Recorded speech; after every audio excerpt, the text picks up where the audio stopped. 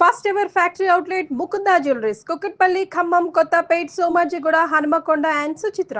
నమస్తే రమ్మగారు. నమస్తే జయ. ఈ నెల 30న మనకి అక్షయ తృతీయ ఉంది. ప్రతి సంవత్సరం మాట్లాడుకుంటూనే ఉంటాం. పండుగలతో పాటు అక్షయ తృతీయని కూడా కలిపేస్తాం రమ్మగారు మనం లిస్టులో కదండి. అవును. ఏం చెయ్యాలి? ఇదే క్వశ్చన్ అడగాలేమో బహుశా నేను. అక్షయ తృతీయ అనగానే ఫస్ట్ చిన్న పిల్లల నుంచి పెద్దవాళ్ళ దాకా బంగారం కొనుక్కోవాలి, బంగారం కొనాల్సిందే అనే ఒక ఆలోచనకు వచ్చేసామండి. అవునమ్మా, హోరెత్తి ఇచ్చేస్తూ ఉంటే హోరు నువ్వు కాసేపటికి అవుతాం. భ్రమరకీటక న్యాయం అని ఒక న్యాయం ఉంది. భ్రమరాలు ఓ పురుగుని తెస్తాయిట, మీద ఓ పురుగుని తెస్తుంది, దాన్ని ఓ చోట పెడుతుంది, పెట్టి దాని చుట్టూ దగ్గర అని తిరుగుతుంది. అవును. కాసేపు తిరిగాక ఈ కీటకం తను కూడా భ్రమరం అయిపోయాను కూడా తను కూడా తిరగడం మొదలు పెడుతుంది. అట్లా అయిపోయింది మన పరిస్థితి. కొనుక్కోకపోతే మీ జీవితాలకు నిష్కృతి లేదో, బంగారం కొనకపోతే ఎలాగో అని ఇప్పటికి 10-12 సంవత్సరాలుగా ఈ మొత్తం వ్యాపారులందరూ ఏమంటారు, బంగారపు దుకాణదారులందరూ మనని హోరెత్తిచ్చి మధ్యలో ప్రవచనకర్తలు, మధ్యలో జ్యోతిష్యవేత్తలు, ఇంకా ఎవరో ఇన్ఫ్లుయెన్స్, నేను కొన్నాను నువ్వేం కొన్నావు అని డైలాగులు, ఫ్రెండ్స్ వాళ్ళు వీళ్ళు. అక్షయ తృతీయకి పోనీ మళ్ళీ ఆ రోజే బజార్ వెళ్తే కుదరదు, ముందే బుక్ చేసుకోండి, ఆ రోజున డెలివరీ తీసుకోండి అని బోల్డని వెసులుబాట్లు, ఆఫర్లు. అసలు అక్షయ తృతీయ రోజు ఏం కొనుక్కోవాలి రమ్మగారు? అసలు అక్షయ తృతీయ అంటే ఏమిటో ఎవరికైనా తెలిసేమో చెప్పు. ఇప్పటిదాకా విన్నావా నువ్వు? విన్నావా? వినలేదు, ఎవరు వినలా.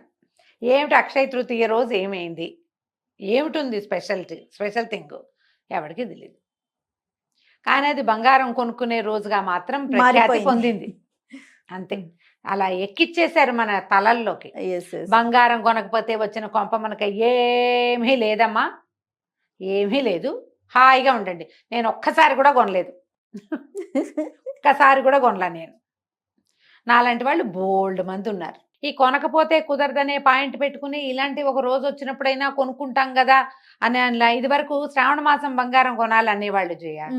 కనీసం ఆ రూపంలో అయినా ఆడపిల్లలకి కాస్త బంగారం ఏర్పడుతుందని ఓ కాసు ఒక్క గ్రామో అరగ్రామో అయినా బంగారం చేరుస్తామని, అది ఆ చేరుస్తామని కాస్త మేము అమ్ముదామనుకుంటున్నారు వాళ్ళు. మీరు చేరుద్దామనుకోవటం కాదు ఇది పాయింట్. ఏదో కొనకపోతే కుదరదు, అన్నీ ఉన్న వాళ్ళు కూడా ఈ రోజున కొనుక్కుని తీరాల్సిందే, లేకపోతే కొంపనిపోతుంది. మీ ఇంట్లో ఉన్నదే ఎక్కడికి పోదు, మీ ఇంట్లో ఉన్నది మీ ఇంట్లోనే ఉంటుంది.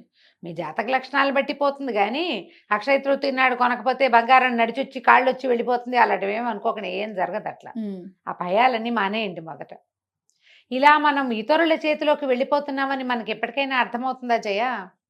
ఇప్పుడు ఎలా అంటే ఇప్పుడు ఇందులో మనం కూడా ఉన్నాం, అందరం ఉంటాం. అంతే, ఏదో ఒకటి బాగుంది, ఇది బాగుంది బాగుంది బాగుంది అని చెప్తాం. విన్న వాళ్ళంతా ఇప్పుడు మనం ఏదో చీరలు చూపించాం పోతారు, కొనుక్కుంటారు. అంతే. కొనుక్కోకపోతే కుదరదనే పాయింట్ ఉండకూడదు అంటా నేను అందులో. నువ్వు చీరలు చూపించు, నగలు చూపించు, చెయ్యి అంటారు. నచ్చితే కొనుక్కో, అవసరం నీకు కావాలంటే కొనుక్కో. అది ఈ రోజున కొనకపోతే నీకు కుదరదనే పాయింట్ లేదు, అసలు అది లేదు. ఈ రోజున పరశురామ జయంతి, పరశురాముడు పుట్టాడు అక్షయ తృతీయ రోజు. ఈ నార్త్ ఇండియాలో ఇంకా చాలా విషయాలు చెప్తారు. ఈ అక్షయ తృతీయ రోజునే పాండవులకి సూర్య భగవానుడు అక్షయ పాత్ర ఇచ్చాడు.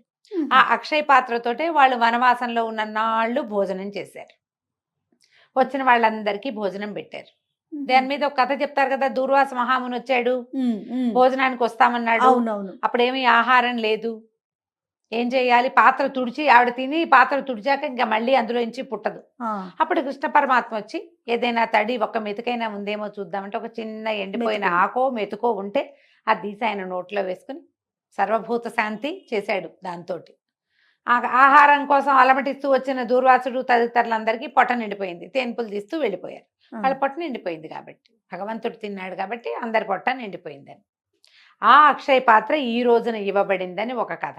ఓకే, అయిందా? ఇంకా చెప్దాం. వ్యాస భగవానుడు మహాభారతం రాయదలుచుకున్నప్పుడు వినాయకుడిని ఘంటం పట్టమని అడిగాడు. విఘ్నేశ్వరుడే ఘంటం పట్టి రాశాడు. ఆ ఘంటం పట్టి మొదట మహాభారతాన్ని స్టార్ట్ చేసిన రోజు అక్షయ తృతీయ అని ఒక కథనం ఉంది. ఇంకా ఉన్నాయి కథలు, ఇంకో కథ చెప్తాం. మన కుచేలుడు శ్రీకృష్ణ పరమాత్మని దర్శించడానికి వెళ్ళాడు. తన ఇంట్లో నుంచి గుప్పెడు ముక్కిపోయిన పాత అటుకులు పట్టుకెళ్ళాడు. చిన్నప్పుడు ఆ కృష్ణుడికి పెట్టాల్సిన అటుకులు తను తినేసాడని ఆ అటుకులు తెచ్చి రుణం తీర్చుకున్నాడని కథ చెప్పుకుంటారు. అవునో కాదో అవన్నీ పుట్టినాయి కథలు. ఓకే. ఈ అటుకులు తీసుకుని కుచేలుణ్ణి అనుగ్రహించిన రోజు అక్షయ తృతీయ, వైశాఖ శుద్ధ తదియ అని చెప్తారు. ఎన్ని కథలు ఎన్ని ఉన్నాయి. కథలు ఉన్నాయి రమ్మగారు. ఏ కథ అయినా మనం చెప్పుకుంటామా, తెలుసుకుంటామా? బంగారం కొనే కథ మాత్రమే తెలుసుకుంటున్నాం. ఈ రోజు చాలా మంచిది, విశేషమైనది. అసలు బేసిక్గా వైశాఖ మాసమే దానానికి మంచి కాలం.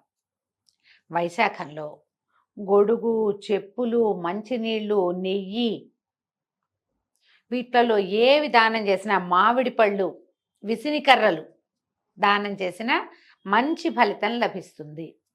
ఫలితం అంటే అదేమిటో వచ్చి మీకు పడిపోతుంది అనుకోదు, మంచిది. ఎండాకాలం కదా, అవును. ఇప్పుడు మంచినీళ్ళ నీటి కుండ, మంచినీళ్ళ చెంబు నిండా నీళ్లు పోసి ఇవ్వటం, జలపాత్ర దానం చేయటం విశేషము. ఇందులో కొనుక్కోవటం పాయింట్ లేదు, ఇచ్చే పాయింట్ ఉంది. దానం అంటే కొనుక్కునేది కాదుగా, ఇచ్చేది కదా.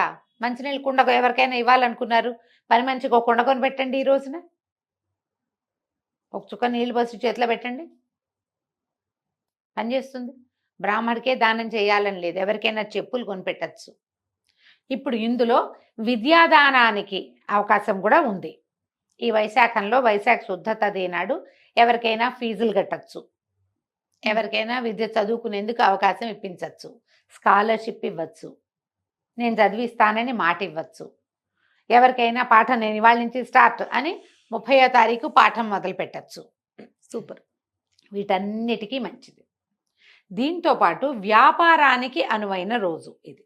కొత్తగా ప్రారంభించే మీరు ప్రారంభించవచ్చు, ఏదైనా కొత్త వస్తువు కొనుక్కోవచ్చు మీ దగ్గర లేనిది. ఉండి మన దగ్గర చాలా మూలుగుతుంటే బంగారం మళ్ళీ కొనుక్కోవాల్సిన పని లేదు. మీకు అవకాశం ఉంటే కొనుక్కోవచ్చు, దానికోసం అప్పులు చేయక్కర్లేదు, ఇళ్లలో గొడవలు పడక్కర్లేదు. పిల్ల పెళ్ళి జ్యేష్ఠంలో ఉంది, వైశాఖంలో స్టార్ట్ చేస్తే తృతీయ నాడు మొదలుపెట్టి కొనుక్కోండి, మంచిది. ఓకే. అంతేగాని ఈ రోజున కొనుక్కోపోతే నిష్కృతి లేదనేది పాయింట్ మాత్రం అయితే లేదు.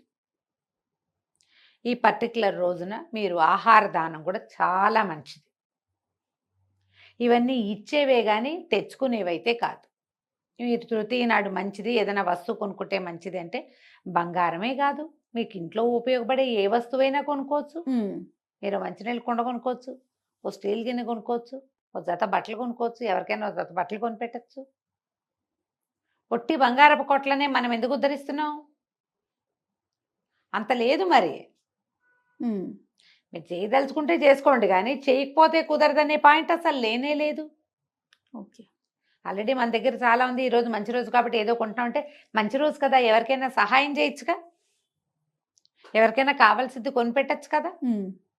ఎంత సంతోషాన్ని ఇస్తుందమ్మా అది.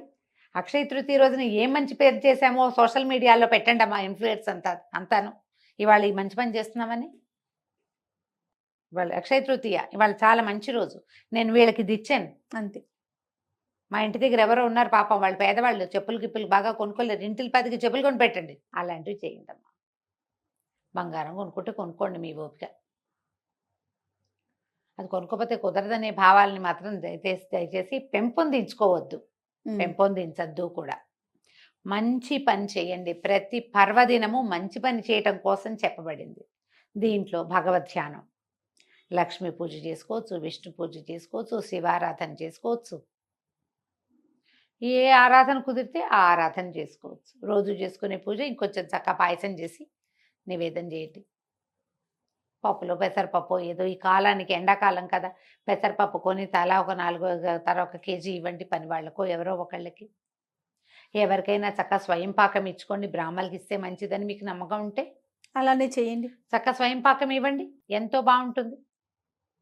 ఎవరికైనా హెల్ప్ అవసరము, చదువుకునే పిల్లలు ఉన్నారు, లేదా ఏదైనా ట్రస్ట్ వాళ్ళు పిల్లల్ని చదివిస్తారు, వాళ్ళకే ఇవ్వండి. ఈ రోజున అక్షయ తృతీయ రోజున ఇవ్వదలుచుకున్నాను నేను దానం, చక్కగా డబ్బులు పంపించేయండి, హ్యాపీగా ఉంటుంది. మీ వల్ల ఇంకొకళ్ళు బాగుపడతారు కూడా. ఎందుకు ఈ బంగారపు నిల్వలు, పైగా ఇప్పుడు ₹1,00,000 దాకా పోయినట్టుంది గోల్డ్. కొనుక్కోవాలి, మనకు అవసరమే, పాయింటే. కాకపోతే కొనుక్కోపోతే కుదరదనే ధోరణి ఎందుకు అంటా నేను, అది కదా. ఇలా ఆలోచించండి దయచేసి. అక్షయ తృతీయ ఈ నెల 30వ తారీఖు తృతీయ చాలా మంచి రోజు. ఈ రోజున ఏదైనా మంచి పని చేస్తే అది ఎక్కువ అవుతుంది. ఈ బంగారం అటువైపు- కొనుక్కునేది ఎందుకు? పెరగటం కోసం. ఆ, మీరు సహాయం చేయండి, పెరుగుతుందిగా. అది కదా కావాలి మనకి. పుణ్యబలం పెరుగుతుంది మీకు. మీ పుణ్యబలాన్ని పెంచుకోండి. అదైతే మనతో పాటు మన వెనకాల వస్తుంది. బంగారాలు రావు, మన వెనకాల జనాలు పంచుకుంటారు వాటిని. ఉమ్. అది పంచుకోబడుతూ ఉంటుంది కదా. దానికి వెళ్ళొద్దు, దీనికి వెళ్ళండి. చక్కగా సహాయం చేయండి, దానం చేయండి, పూజ చేసుకోండి. దేవాలయ దర్శనం అత్యద్భుతమైనది. ఉమ్. దేవాలయ దర్శనం చేయండి. పుణ్యం పెరిగిందా మనకి, అవి పెరుగుతాయి అంతే. కదా. ఇలా ఆలోచించండి. తప్పకుండా రమ్మగారు. నమస్తే. నమస్తే జయ.